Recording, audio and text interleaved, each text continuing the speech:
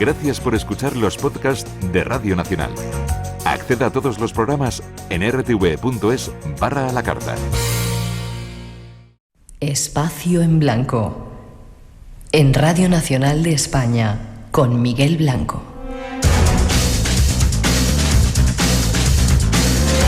Tres y 6, 2 y 6 en las Islas Canarias. Aquí seguimos en directo en Radio Nacional. Los saludos para todos los que estáis sintonizados ahora en Radio 1 y Radio 5, para todos los que nos escucháis a lo largo de la semana en el podcast, haciendo que seamos uno de los programas más escuchados o descargados. Y saludos también a todos los que estáis desde fuera de las fronteras sintonizados en la radio online. Nuestro teléfono 900-137-137, por si queréis participar. Y si estáis escuchando desde fuera de nuestras fronteras, tratar de hacer esto. Hola, miembros siguientes del Espacio en Blanco. Soy Marina y os escucho desde la ciudad de los guerreros de terracota. Aquí, al atardecer, alrededor de la muralla, la gente, sobre todo mujeres y niños, se reúnen alrededor de un radiocassette para bailar música tradicional china. Así que os dejo con el sonido de las noches de Xi'an.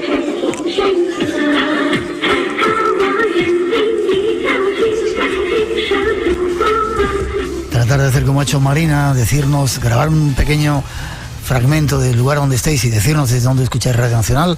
Saludos a todos desde España. Insisto, el teléfono 900-137-137. Y hoy, que comienza el Día de la Mujer, queremos dedicarle un pequeño espacio. Tras esa introducción nos contamos cosas de mujeres, ¿cómo hemos dicho que eran? De mujeres muy guerreras. Mujeres muy guerreras. Escuchad.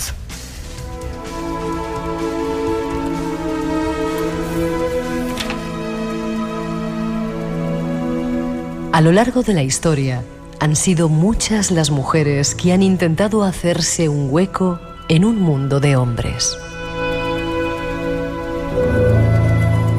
Mujeres que han entrado en la historia por diversas circunstancias y que han contribuido al mundo tal y como hoy lo conocemos.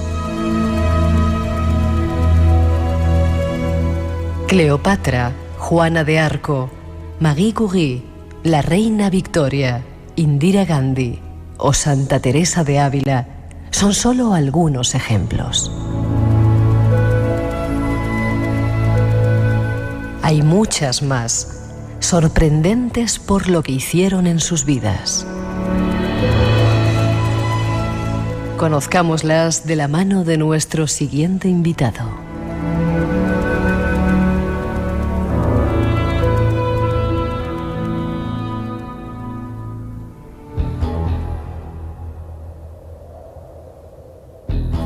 Siguiente invitado que nos llega desde Cantabria, Miguel Ángel Ruiz. Buenas noches, Miguel Ángel. Muy buenas noches. Otra vez has estado en el programa, pero te teníamos allí, ahora estás aquí con nosotros en directo. Encantado de estar aquí. Y yo, un placer que estés aquí. Ingeniero de navegación aérea, metido en estos temas. De vez en cuando tiene una sección en el programa que nos habla de conspiraciones. Generalmente sí, y de hecho vamos a hablar eso esta noche, ¿no? Sí. Esta noche sí, yo creo que, bueno, hoy es el Día Internacional de la Mujer y la sección de hoy es un homenaje a la grandísima capacidad de lucha que tienen las mujeres. Voy a traer una serie de ejemplos que muestran muy bien cómo la mujer es capaz de cambiar el mundo y cómo prácticamente son más guerreras que nosotros. Hay ejemplos maravillosos. Sin duda.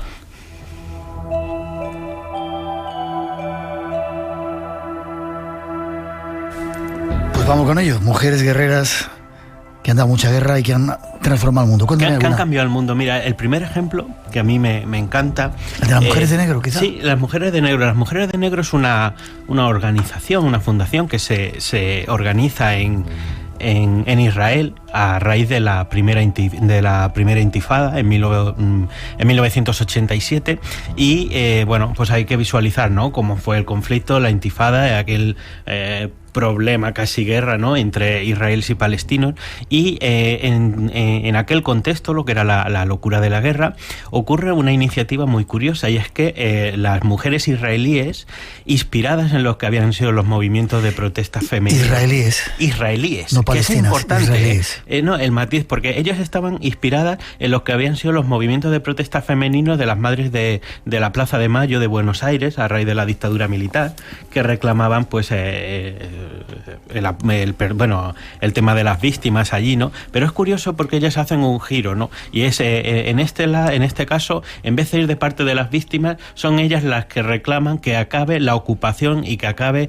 el cómo tratan los israelíes a los palestinos, ¿no? Entonces, que ellas sean israelíes tienen un gran valor, y lo que hacen es que cogen el color negro, un color muy simbólico, y todos los viernes un grupo de mujeres israelíes, la mayoría eran ya de avanzada edad, incluso ancianas, cogen pancartas, se visten de negro y empiezan simplemente a estar allí visibles para todo el mundo. Ellas tienen, se ponen en israelí pues una serie de consignas, ¿no? Estilo paremos la ocupación, pan y mujeres, etcétera, ¿no?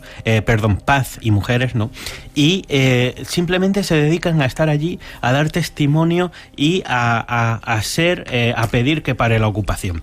Lo curioso, y esto todos los viernes durante muchos años, o sea, esto según terminó la intifada, continuó. De hecho, invitaron a mujeres árabes también a que estuvieran allí, y a ser simplemente un elemento distorsionador dentro de lo que era la sociedad israelí. Y súper curioso porque en un contexto de guerra, con una propaganda muy fuerte de parte del gobierno, ellas relatan cómo mucha gente no las entiende. De hecho, dicen que en las épocas en las que no había el conflicto, no estaba tan incendiado, tan activo, mucha gente simplemente las ignoraba, pasaba a su lado como si fueran invisibles. Ese era un poco el desprecio de la sociedad israelí. Las respetaban porque eran mujeres, en muchos casos pues ya un poco de avanzada edad. A veces decían que venía la gente de ultraderecha, las insultaban, y ellas día tras día, año tras año, allí todos los viernes simplemente diciendo paremos la ocupación.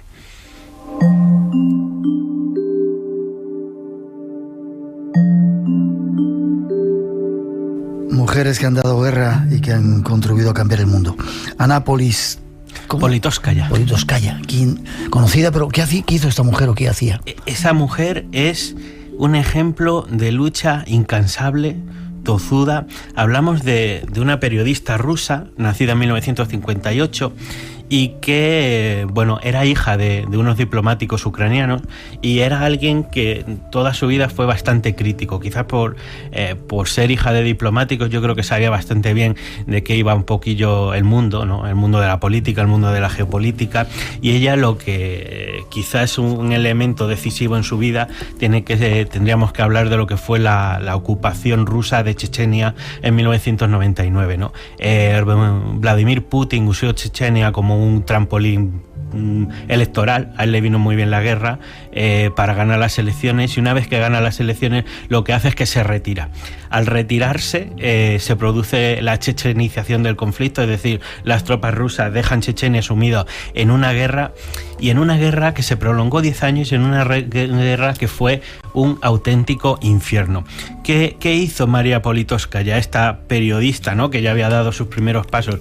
Pues hizo lo que deberían hacer todos los periodistas, por un lado, y lo que quizás la sociedad civil no está acostumbrada a que se haga. Y es que yo creo que la mayoría de la gente no sabe lo que es una guerra. Podemos tener una idea por las películas, pero no sabemos lo que es una guerra. Y ella lo que hizo fue que se fue a los campos de refugiados y empezó a recoger testimonios del horror de la guerra, de un bando y de otro.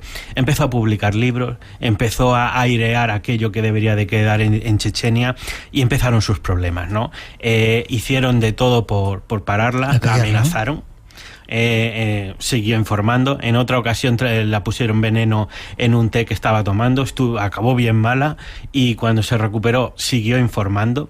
En otra ocasión la secuestraron, la pusieron frente al paredón, le hicieron un simulacro de fusilamiento, es decir, en el último momento la perdonaron la vida, la dijeron márchate y deja de informar, y ella siguió informando. O sea, un ejemplo de lucha tremendo que concluyó en lo que al final fue, yo creo, alguien le hizo un regalo a Putin, y es que Ana Politkovskaya el 7 de octubre de 2006 fue encontrada muerta en el ascensor de su casa, ¿no? Ella tenía un tiro en el corazón y otro en la cabeza, lo que viene a ser, lógicamente, un trabajo de profesionales, ¿no? ¿Qué pasa? Que curiosamente el 7 de octubre es el cumpleaños de Vladimir Putin. Qué curioso. Espacio en Blanco. en Radio Nacional, con Miguel Blanco. Damos un salto en este guión. Hay unas mujeres que utilizaron la fuerza más grande que hay en este planeta, que tiran más dos que carretas. Cuéntame esa historia, por favor. Es una historia apasionante. Hablaríamos de Ellen Johnson Sirleaf y Lyman Gubee.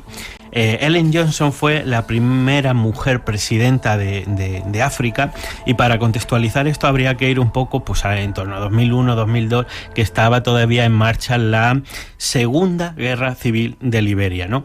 Y en aquel conflicto, en aquel problema, vienen a ser otra vez las mujeres las que hacen una especie de huelga, ¿no? Ellas, especialmente Lyman Gubee, que era trabajadora social y era quien acabó apoyando la campaña electoral de Johnson Sirleaf, hace un movimiento masivo por la paz. Ellas eran musulmanas y empiezan a hacer una protesta pasiva, empiezan a rezar para pedir la paz en todos los mercados del país, y invitan también a las cristianas, empiezan a hacerlo un montón de mujeres, ¿no?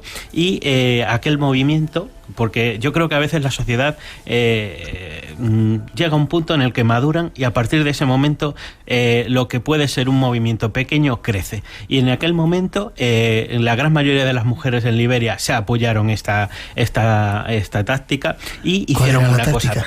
¿Cuál era la táctica? La táctica era que ellas había una guerra civil. Por un lado estaban los rebeldes, por otro lado estaba el presidente. Ellos no querían hablar para solucionar el conflicto, hicieron una huelga de sexo para obligar a todos los hombres de Liberia, pero especialmente a Charles Taylor, que era el presidente, que hablara con los otros y que empezara a reconciliarse.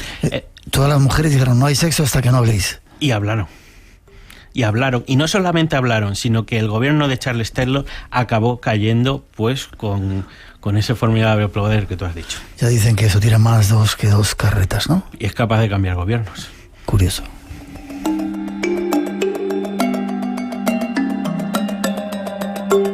Volvemos a quien tú quieras, según ese guión. Bueno, me gustaría volver con Rosa Parks. Vale. Rosa Parks quizás no sea un ejemplo a lo mejor tan guerrero de mujer, pero sí es una persona que cambió el mundo, literalmente. Rosa Parks era una costurera nacida en 1913 en Montgomery, en Alabama, en Estados Unidos, y aunque no fue exactamente la primera, porque hubo otro ejemplo que fue Claudette Colvin, Rosa Parks un día volvía recordar que en Estados Unidos en esa época había unas leyes raciales de segregación, que los negros tenían que ir en la parte de atrás de los autobuses, etcétera, ¿no? Y Rosa Parks un día volvía después de un largo día de trabajo en el autobús, cuando un blanco la reclama su asiento. Ella iba sentada con 3 personas más de color, y entonces el blanco llega y el conductor la pide la que se levante la negrita, sí, para que se siente el blanco. Exactamente. Y yo creo que ella había estado toda su vida obedeciendo, pero por una razón que nadie sabe. Aquel día, 1 de diciembre de 1955, Rosa Parks dice que no se levanta, que está harta de obedecer toda su vida, que está harta de obedecer a los blancos, y aquello no tiene sentido. Y simplemente no se levanta. ¿Qué ocurre? Que aquello, pues como te decía, a veces las sociedades están maduras, ella va a la cárcel, pero en torno a ella... ¿La meten en la cárcel por ello? Sí, o sea, pero sin ningún problema, vaya. ¿Qué pasa? Que en aquella época pues había también una persona que ya estaba muy activo en el tema de los derechos humanos en Estados Unidos, que era Martin Luther King, y entonces empiezan a hacer una campaña de boicot a todos los autobuses de Montgomery. Aquello funciona tan bien y ¿boicot qué significaba? Que no se montaban en los autobuses. Los negros no montaban en los autobuses. No, se acabó. Empezaron a buscar sus propios medios de transporte y decir: a partir de ahora, vosotros que nos echáis de los autobuses, nos montamos. Aquello tuvo tanta repercusión, se hizo también y lo secundó tanta gente, que los autobuses tuvieron un problema económico, prácticamente los llevan a la quiebra. Aquello tuvo tanta presión, y conforme fue creciendo la protesta, cuando las personas de color vieron que podían hacer cosas, que si el conflicto es en diciembre de 1955, al año siguiente las leyes federales de Estados Unidos cambian y se acaban las leyes de segregación racial en Estados Unidos. Todo empezó por la chispa de Rosa Parks. Qué curioso. 3:20, 2:20 en las Islas Canarias, estás en el Espacio en Blanco.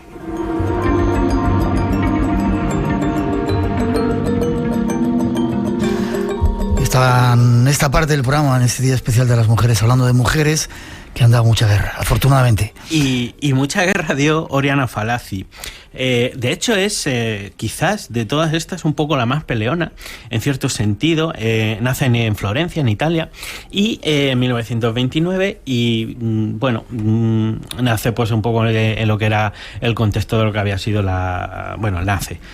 crece en el contexto de la Segunda Guerra Mundial. Ya de muy joven es partisana, se mete en la resistencia antifascista y digamos está muy influida políticamente. Empieza a estudiar medicina, pero lo deja por el periodismo. De hecho, Oriana es quizás el ejemplo de la periodista comprometida, es la musa de la izquierda, y ella lo que hace es que se mete en el periodismo, pero se mete con una pasión tremenda. En 1956 se va a vivir a Estados Unidos y cuando prácticamente llevaba allí un año, escribe un libro contando todos los tejemanejes y el lado más oscuro de Hollywood, ¿no? Era una persona que tenía una capacidad de poner el dedo en la llaga y de estar constantemente denunciando. De hecho, fue la primera mujer del mundo, la primera mujer que fue enviada a un frente de guerra como periodista de guerra, lo cual yo creo que es un gran logro, ¿no? Es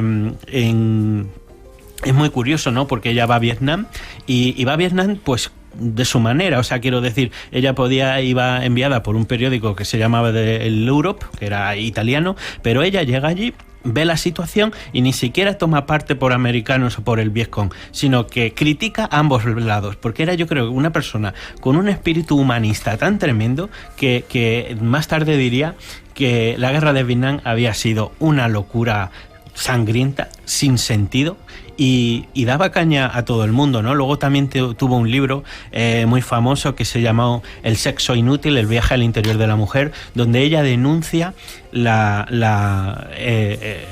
estilo de vida que tenían las mujeres en Oriente Medio, ¿no? Fíjate que estamos hablando de una persona que quizás era tan indómita, tan tremenda, porque de hecho ella se hizo famosa entrevistando a grandes personajes, ¿no? A la Ayatollah Khomeini, a Kissinger, a Gaddafi, etcétera. Y ella es famosa, tiene un encuentro con Khomeini, que cuando le está entrevistando le llama tirano a Khomeini, lo que eso pudiera ser, y además siendo ella mujer. Que eso diga una mujer. Una mujer se quita el pañuelo islámico y bueno, fíjate el arranque de rabia que tiene. El otro que está allí como que tal, para poder continuar la entrevista la obligan a que se ponga el pañuelo, termina la entrevista y más tarde Khomeini jamás la volvería a hablar y se refirió a ella como aquella mujer, porque para él desde luego la sacaba de quicio. Era una persona con una energía tremenda. La última de las muchísimas que podíamos contar de mujeres que dan guerra. Muchísimas, ¿no? Tiene como 25 folios ahí de mujeres. Sí, tremendo, ¿no? Pero hay una que a mí me llama la atención y es muy breve. Y quiero hablar de Catherine Swifter. Y es la primera mujer que corrió un maratón. Y para mí es un ejemplo, porque yo creo que la conquista de los derechos se tiene que hacer en todos los frentes y esta mujer lo hizo. Hasta 1967 aproximadamente los maratones eran una cosa reservada a los hombres, ¿no? Y esta mujer lo que hizo es que se registró en la carrera, en el maratón, con intención por lo menos de correrlo, de ganarlo, pero se registró como si fuera un hombre, ¿no? Ella llegó, salió de la meta y uno de los árbitros, uno de los guardametas del maratón detectó que es una mujer, echó a correr detrás de ella a ver si la pillaba, no lo consiguió y ella acabó el maratón. De hecho hizo un tiempo relativamente bueno, hizo 4 horas y tanto, y llegó a la meta. No ganaría un maratón hasta años más tarde, pero esa tozudez de yo quiero correr y lo consiguió, ¿no? Entonces, pues como eso hay miles de ejemplos. También Joan Baez, que la prohibieron cantar en Chile y cantó desde el baño desde el aseo de señoras. O sea, esa tozudez de nosotros podemos, y yo creo que aquí hay un ejemplo importante, ¿no? Y es que las mujeres tienen la capacidad de cambiar el mundo. Yo creo que lo han demostrado, y si los hombres no les ayudamos, por lo menos que no nos opongamos, ¿no? Es un homenaje a todas ellas, ¿verdad? A mujeres todas luchadoras, mujeres trabajadoras, madres. A los que nos han todas. sacado adelante, a todas las mujeres en general, bueno, por supuesto a la mía en particular, y yo creo que queda mucho trabajo por hacer para cambiar el mundo. Me gustaría acabar con una cita. Déjame que escuchemos esta musiquita y hacemos la cita.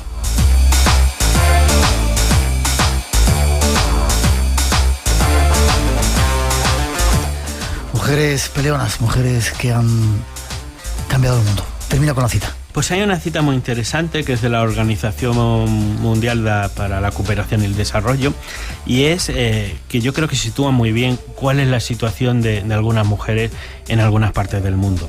Dice: no los trenes, ni los aviones, ni los camiones, sino las mujeres son quienes transportan 1/3 de todas las mercancías que se transportan en el África rural. Lo hemos podido ver también en la India y en muchos lugares del mundo son ellas. Gracias, Miguel Ángel. ¿Forma de contacto contigo? Pues en mi Facebook, Miguel Ángel Ruiz, y si no, en mi página web deep-politics.com, donde me pueden encontrar y ponerse en contacto conmigo. Te espero para seguir con esa sección tuya de lo que se oculta detrás de esta realidad que nos muestra. Cuando tú quieras. Buen viaje a Cantabria. Gracias por haber estado aquí con nosotros. Gracias a ti por invitarme. Un fuerte abrazo. Gracias. 3:26, 2:26 en las Islas Canarias. Hay más mujeres esperando, pero antes un poquito de información.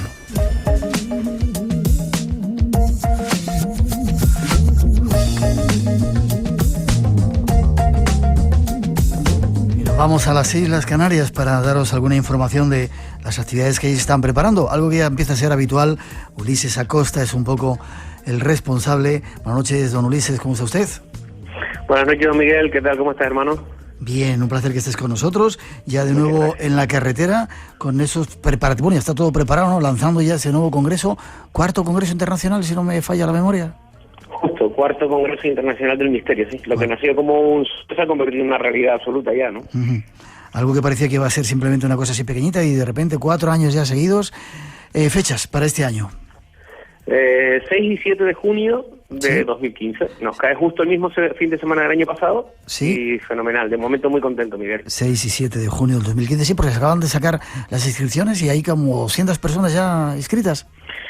Pues mira, la sacamos el miércoles pasado, justo hoy hace 8 días, y estamos en 170 y pico personas. Sí, la verdad que contento. El aforo es de 390, con lo cual si siguiera este ritmo en 15 días estaría lleno, pero no creo que sea así. Como que no, ya verás que sí.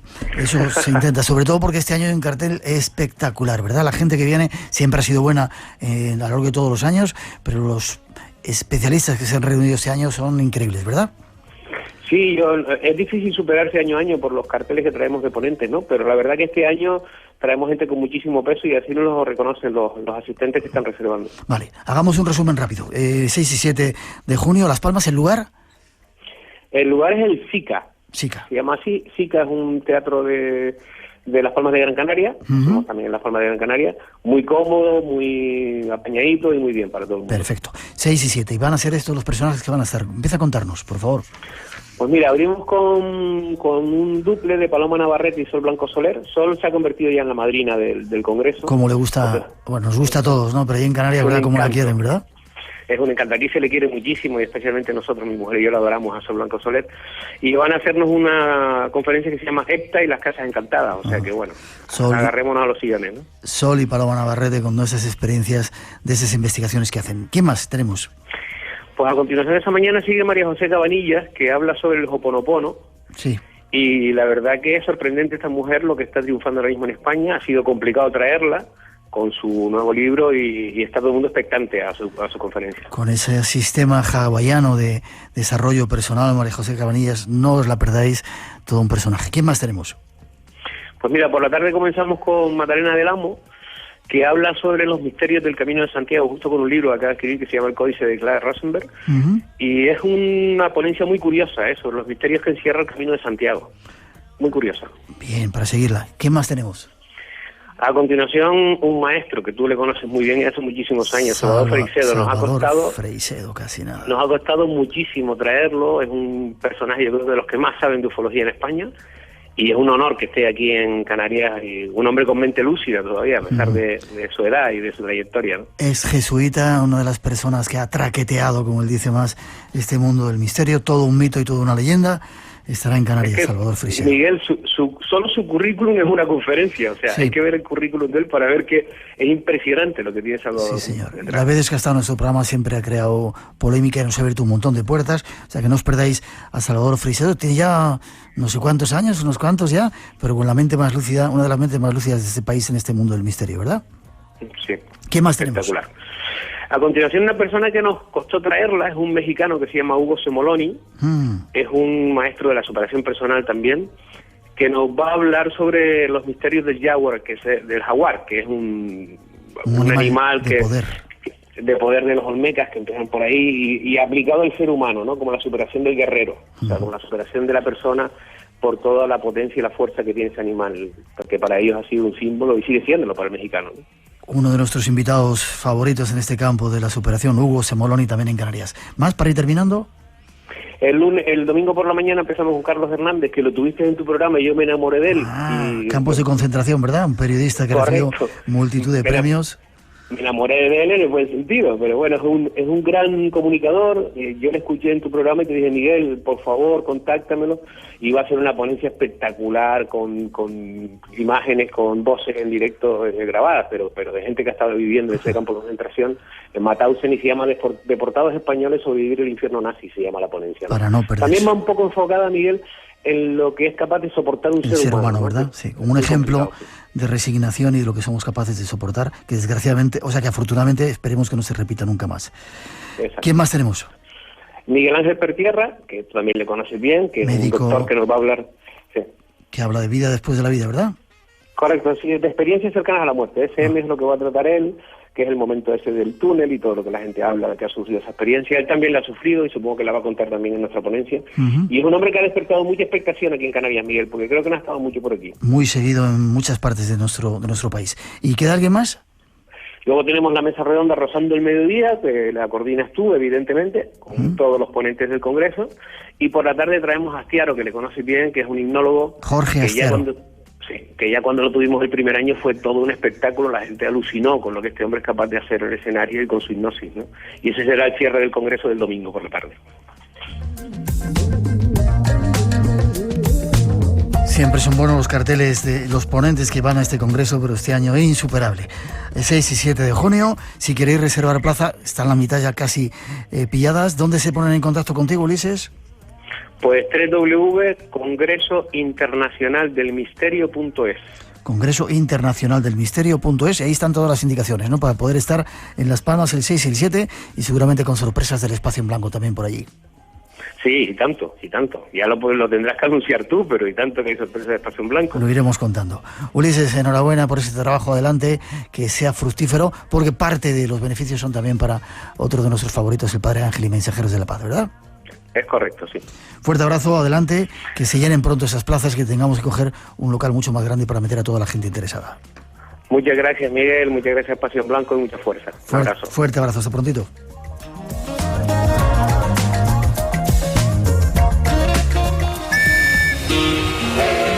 Annie y yo rompimos. Hace un año estábamos enamorados. Hay amores que jamás regresarán. Paul McCartney, que es el Beatle que ha pedido la separación. Conciertos que te perdiste para siempre. Pasajeros al tren. Trenes que nunca volverán a pasar.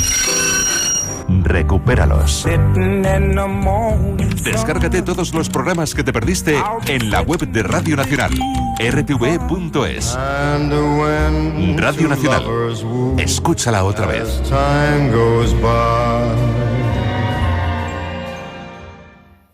Hola, soy Karka, desde Nido del Tigre, Tigers Nest, en Bután.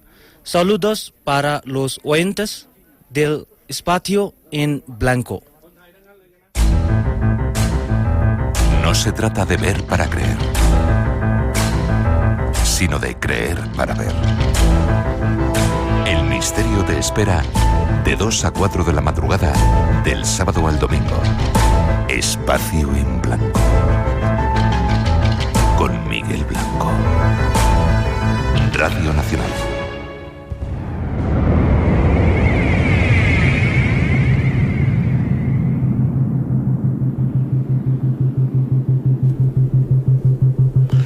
seguimos, 3:35, 2:35 en las Islas Canarias en directo. ¿Te sorprende esta música? Pues sí, me suena bastante familiar. La verdad es que me has dejado chof completamente. Ya. Teníamos la semana pasada otra música, pero hemos dicho, vamos a cambiársela. David Cuevas, buenas noches. Buenas noches, Miguel, ¿qué tal? Bien, en este día especial dedicado a las mujeres, deberían ser todos los días dedicados a las mujeres del año. Al igual que contra todas muchas cosas que se hacen solamente un día. Pero hemos hablado con Miguel Ángel Ruiz de Mujeres Peleonas. ¿Qué nos traes tú hoy? Pues hombre, yo no pretendo ni por asomo que mis mujeres compitan con las de Miguel Ángel, ni mucho menos, pero lo cierto es que si las mujeres de Miguel Ángel eran peleonas, las mías son espías, con lo cual eran peleonas y encima tenían el arte de hacerlo de forma que ni siquiera se percibiera de lejos, ¿no? Lo cual es interesante. Traemos un ranking, esto que está tan de moda, traemos a las 10 mujeres espías que más nos han llamado la atención aquí en Espacio en Blanco, y bueno, pues si te parece bien, comenzamos. Espera, ponemos primero tu musiquita.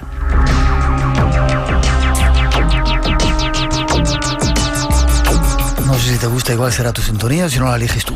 El ranking de las 10 mujeres espías, también peleonas, en el silencio y en la oscuridad. ¿Cómo comienza? Pues en el número 10, ¿no? Vamos a hacer una suerte, ¿no? En este caso como de top 10, ¿no? Tenemos, yo creo que el ejemplo perfecto para poner hasta cierto punto la piqueta histórica de hasta dónde se remontan las mujeres espías. Vienen de más atrás incluso, pero vamos a quedarnos con el Antiguo Testamento. Judith, la heroína de Betulia. En el capítulo 13 del libro de Judith, en el Antiguo Testamento, se relata la incursión de la hermosa viuda Judith, hija de Merari, en el campamento del general invasor asirio Holofernes, que a las órdenes del rey Nabucodonosor. Efectivamente. Yo no sé decir tampoco. Nabucodonosor. Estaba pues diezmando a los judíos, ¿no? Judith utilizó sus encantos para seducir a Holofernes, accediendo a su tienda para, tras emborracharlo, cortarle la cabeza. No se andaba con chiquitas.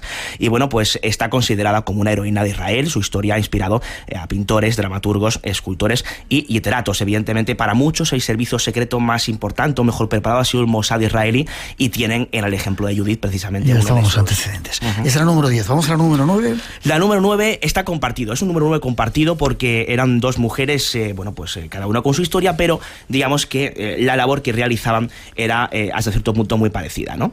Una de ellas es Isabella Marie Boyd, más conocida como Belle Boyd o Cleopatra de la Secesión. Fue una espía confederada en la Guerra Civil Americana que utilizó el hotel de su padre en Front Royal, en Virginia, donde se alojaban oficiales de la Unión, para proporcionar información muy valiosa al general confederado Stonewall Jackson, y con gran sangre fría, Belle Boyd no dudaba en ocultarse dentro de un armario o en utilizar el revólver. Al menos mató a un partidario de la Unión, según los datos que tenemos, para cumplir sus misiones. En Estados Unidos es considerada una heroína de los rebeldes, inspirando diferentes obras artísticas, literarias, etcétera, ¿no? De hecho, también en este número 9, como decíamos, vamos a incluir a otra gran mujer espía que concuerda precisamente en la época. Es Loretta Janeta Velázquez, nacida en el seno de una adinerada familia de La Habana en 1842, pronto emigra a Estados Unidos recibiendo una refinada educación. Contra la voluntad de sus padres se casó con John Williams, y cuando estalló la guerra y este se alistó, Loretta se compró un bigote y perilla postizo, se disfrazó de hombre y se convirtió en el teniente Henry Beaufort, acudiendo al frente en busca de su marido, que murió desgraciadamente poco después, ¿no? Tras la muerte de su segundo esposo, aceptó utilizar sus camaleónicas habilidades para convertirse en espía de los confederados, llegando a reunirse en Washington con Simon Cameron, secretario de guerra de Lincoln, ¿no? Bueno, esta tampoco, en este caso, era precisamente amiga de pocas cosas, ¿no? Se disfrazaba de hombre. Enfadaban, daban leña, ¿no? Sí, precisamente, y además lo hacían muy bien, ¿no? Tanto ella como el caso anterior que comentábamos de Isabella Marie Boyd, que si tenía que pegar un tiro a algún hombre escondido de alguna manera, lo hacía sin problema.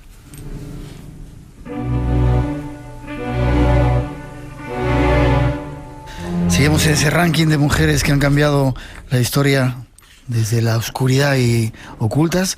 Mujeres espías. Dime, ¿cuál sería Número 7. Número 7. Efectivamente. Bueno, número 8, que no nos saltemos un puesto porque sí. La 9 estaba conjunto. Este nombre se las trae. Era Louis-Marie Jean Herriet de Betignes. Algo así. Que me perdonen, por favor, los que hablen francés escuchando ahora mismo Espacio en Blanco.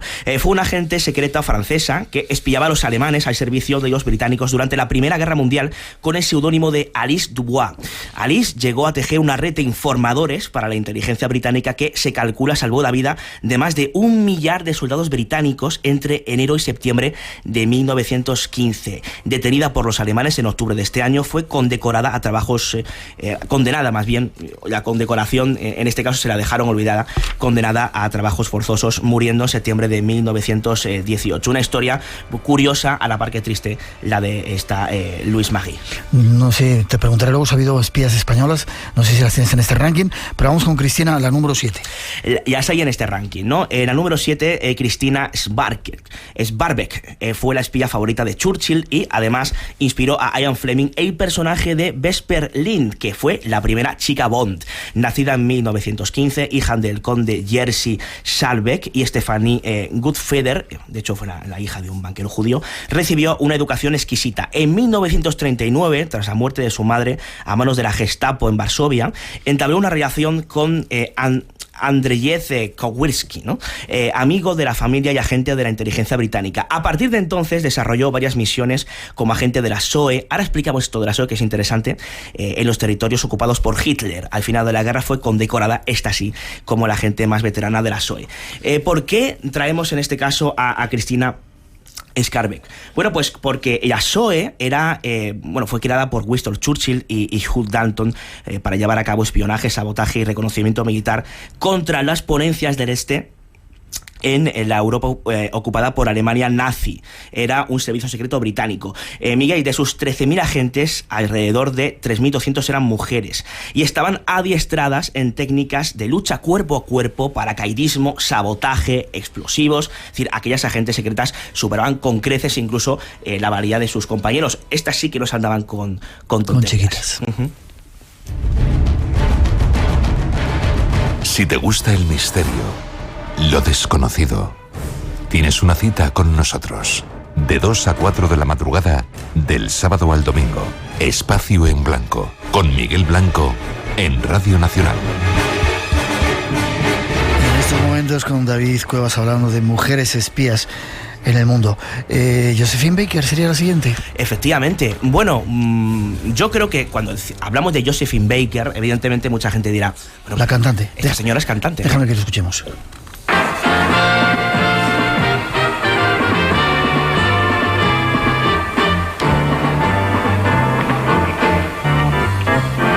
J'ai deux amours, mon pays Paris, La cantante que animaba las fiestas de los nazis, ¿o cómo era? Bueno, Baker. Entre otras cosas, pues, como decía, es famosísima cantante americana de nacionalidad francesa, gran activista con férreo compromiso contra el racismo, en particular, bueno, pues su participación en ciertas acciones del movimiento afroamericano de derechos civiles destacan por encima de todo, ¿no? Digamos que desde el comienzo de la Segunda Guerra Mundial, en septiembre del 39, pasa a ser un agente de contraespionaje. Después de la batalla de Francia, se alista el 24 de noviembre de 1940 en los servicios secretos de Francia Libre y de hecho cumple durante la guerra misiones realmente importantes. Sigue siendo conocida por haber utilizado sus partituras musicales para ocultar los mensajes cifrados en este caso, ¿no? Cuando cantaba mandaba mensajes a los... Pues efectivamente en sus partituras ocultaba cosas que no eran precisamente partituras musicales, ¿no? Durante su misión de animar a las tropas, la verdad es que destacó bastante a este respecto, ¿no? Y sus actividades durante la guerra la hicieron merecedora de la Medalla de la Resistencia después de la misma y unos años más tarde la Legión de Honor en manos del general de Gaulle, ¿no? Aquí, pues tenemos el caso de una conocidísima cantante, pero que también realizó esas misiones de espionaje. Saltamos a otro caso, África de las Heras y Gavilán, una legendaria espía soviética de América del Sur. Sí, pero de nacionalidad española. Antes me preguntaba si había espías españolas, sí. Y aquí ya descubrimos precisamente en el Ecuador del Top 10, ¿no? Fue la más legendaria espía soviética, como decíamos, de la América del Sur, ¿no? De la posguerra.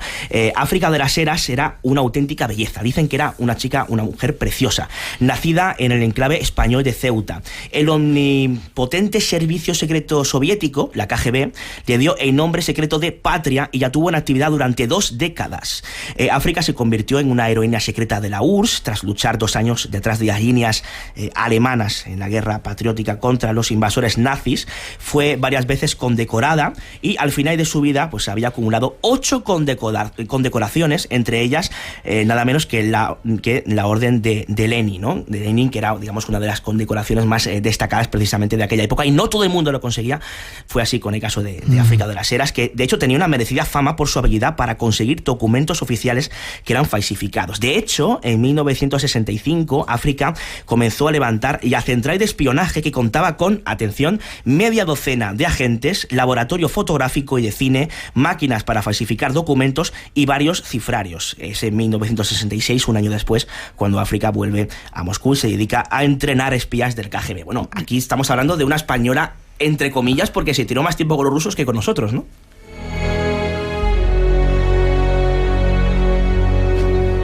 En el número 4 tenemos a Nancy Grace. Efectivamente. Augusta Wake. Conocida por el alias de Ratón Blanco, fue una de las agentes de la SOIM, como antes comentábamos, sí, más brillante. Grupo británico, ¿no? Sí, bueno, esta era una y se lanzaba en paracaídas, precisamente, y así entró en Francia, llegando a liderar grupos maquis de la resistencia francesa, coordinándolos durante el desembarco de Normandía. En 1943 era la persona más buscada de la Gestapo y ofrecieron hasta 5 millones de francos por su captura. Llegó a ser la mujer del bando aliado con más condecoraciones militares, con distinciones como la Legión de Honor, la Medalla de la Resistencia, la George Medal o la Medalla de la Libertad. Su vida fue llevada al cine en varias ocasiones y llegamos al top 3. Mujeres peleonas han sido, sí.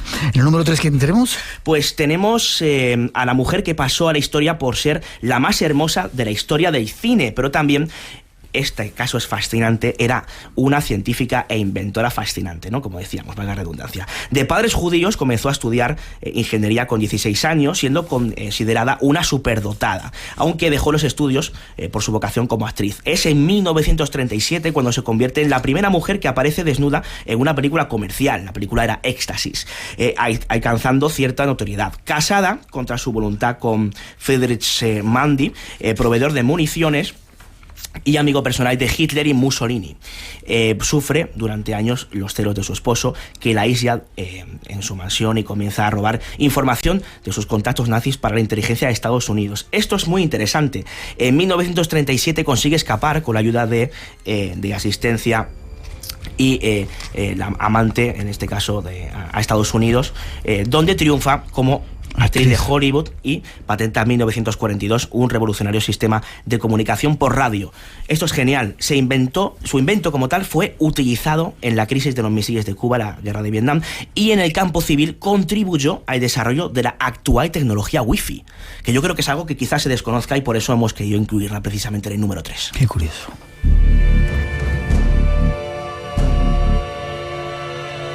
Y vamos con las dos últimas ya. Geneviève Einstein. Gracias por decirlo, porque a mí no me hubiera salido mejor. A mí me ha salido muy mal, o sea que... Fue un genio de las matemáticas. Se convirtió en criptoanalista del Servicio de Inteligencia de Señales, el SIS, SIS, precursor de la Agencia de Seguridad Nacional. Está conocida por todos, la NSA, en 1939. Un año después consiguió romper el código de mensajes japonés, permitiendo la construcción de la máquina púrpura para descifrar las comunicaciones encriptadas japonesas. Después de la Segunda Guerra Mundial, cuando continúa trabajando en la investigación criptológica, siendo una de las criptoanalistas del proyecto Verona, que es un proyecto que se encargaba de hacer descubrimientos realizados por los criptoanalistas de la inteligencia de Estados Unidos durante la guerra, aplicándolos al contraespionaje. También se las traía y yo creo que merece ese número 2 precisamente. En el número 1, para terminar esta lista, una española, ¿no? En el número 1, efectivamente, una española. La citábamos la semana pasada, seguramente mucha gente no la conozca por los datos que tenemos aquí, pero es realmente fascinante. Margarita Ruiz de Loriori y de la Bastida. Atención, porque los títulos que ostentaban era el más conocido, marquesa de Villasante, pero ahí se unían baronesa de Alcajari, duquesa de Vall de Águilas y vizcondesa de la Mosquera. Fue una pintora, bailarina, periodista, pianista, actriz y abogado, y por supuesto espía española, nacida a finales del siglo XIX. Gracias a sus contactos políticos consiguió una credencial de prensa y se marchó al norte de África dispuesta a vivir grandes aventuras. Esto es interesante porque cuando decimos Margarita Ruiz de Loriori, marquesa de Villasante, se nos viene a la cabeza la mano cortada aquella, ¿no? Ese extraño caso de Albacete, ¿verdad? Donde aparecieron, estaba relacionado con extraterrestres o con tipos extraños que llegan allí, ¿no? Es un caso muy, muy complejo, pero lo que quizá muy poca gente sepa es que con solo 20 años se convirtió en la primera mujer del mundo que ostentaba una corresponsalía de prensa en un país extranjero, mujer absolutamente adelantada a la sociedad española, ¿no? Con ese temperamento no es de extrañar que el mismísimo Miguel Primo de Rivera, a quien conoció muy íntimamente, según algunas fuentes, cuando ocupaba el rango de capitán general de Valencia, requiriese sus servicios como espía. Bueno, es realmente fascinante la historia, ¿no?, de Margarita Ruiz de Loriori, porque estamos hablando de una mujer que por aquellos tiempos, estamos hablando de un servicio secreto muy primitivo, ¿no? Un servicio secreto como era el legendario Círculo 30, pero fue reclutada precisamente para ese servicio secreto y fue una de las primeras personas en conseguir informaciones del norte de África, precisamente gracias a esa labor de espionaje que realizó, ¿no? ¿Qué hizo en el norte de África con un jeque? En el norte de África con un jeque consiguió informaciones que, como decíamos, no se conocían, ¿no? Es en aquellos tiempos cuando las relaciones diplomáticas entre España y Marruecos atravesaban momentos muy difíciles, ¿no? Y fue reclutada como agente secreto. Temeraria estará en conciencia y reviviendo la aventura, que el Domingo Badía Alibey hizo o protagonizó muchos años antes, ¿no?, a las órdenes de Manuel Godoy, primer ministro de Carlos IV. Margarita también se ocultó bajo su disfraz de moro para atravesar las líneas marroquíes y entregar al sultán un mensaje del gobierno español, y lo hizo, y no una sino en varias ocasiones. Durante sus estancias en Marruecos, la marquesa entablaría una gran amistad con uno de sus contactos de la zona, un prometedor militar que más tarde jugaría un importante papel de este drama. ¿Imaginas quién es? Caudillo. Francisco Franco. Al que trataba de tú, ¿no? Ella. Sí, efectivamente, era una de las pocas mujeres que era capaz de tratarle de tú, ¿no? De hecho, incluso dicen que le advirtió de un atentado que le salvó la vida, ¿no? Ahí es nada. Por sus méritos militares fue nombrada capitán honorario de las tropas españolas en África, y tras su vuelta a España, Margarita continuó desarrollando misiones de espionaje. Según algunas fuentes, llegó a espiar a Unamuno por orden de Primo de Rivera y mantuvo su trabajo como informadora, aunque con menor intensidad, hasta la Segunda Guerra Mundial. Una historia fascinante y yo creo que muy desconocida, la de Margarita Ruiz de Loriori.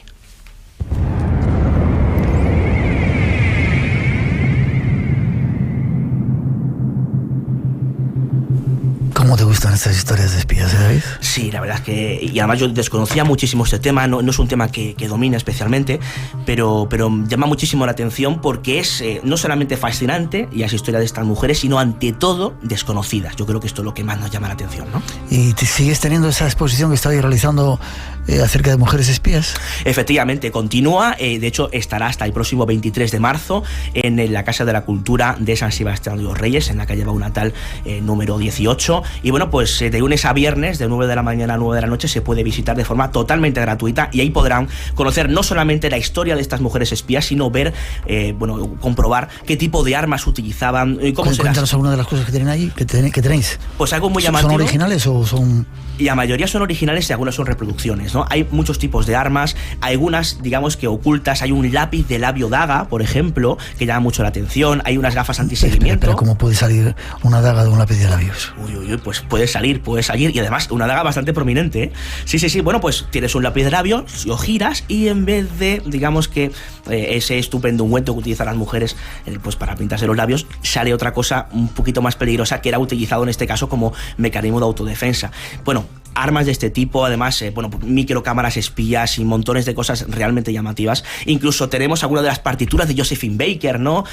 Además, una medalla que se le otorgó también. Hay cosas muy, muy llamativas, algunos uniformes de las mujeres espía como tal, que están expuestas ahí, en esa exposición de mujeres espía, la primera realizada a nivel mundial que tenemos en esa Sebastián. ¿Voy a repetir el lugar? ¿Dónde es? Casa de la Cultura, en la sala Martín Chirino de la Casa de la Cultura de San Sebastián de los Reyes, en la calle Baunatal número 18. Quien quiera más información, hay una página web, por favor, www.museodelespía.com.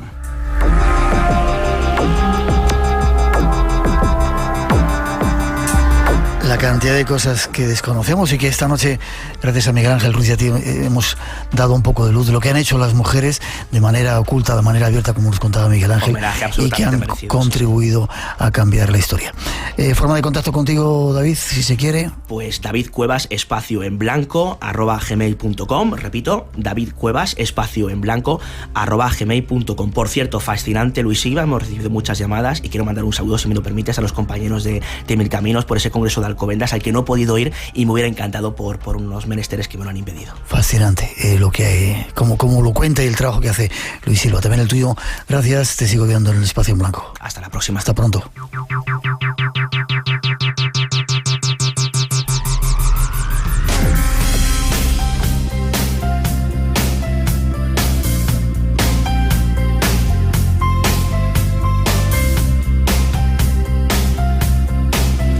Terminamos por hoy con este homenaje que hemos hecho en esta última parte a las mujeres, a todas las mujeres del mundo que trabajan fuera de casa o que trabajan dentro de casa o en los dos sitios.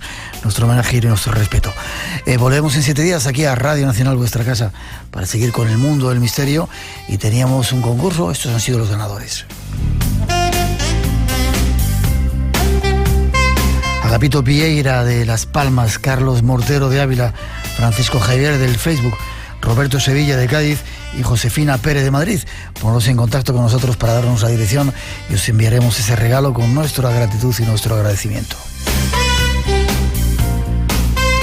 Gracias a todos los que habéis venido a vernos, ojalá os haya gustado el programa, al igual que a toda la gente que nos sigue en Radio Nacional. Ha sido un placer. Feliz semana para todos. Volvemos en 7 días y con la recomendación de que sigáis aquí en esta sintonía. Os dejamos con un poquito de nuestra mejor música. Feliz Día de la Mujer, que sean todos los días del año. Os esperamos en el espacio en blanco. Cuidaros. Por hoy terminamos. Volvemos en 7 días. El misterio se acerca. Síguelo con nosotros en Radio Nacional, dentro del espacio en blanco. Feliz semana para todos.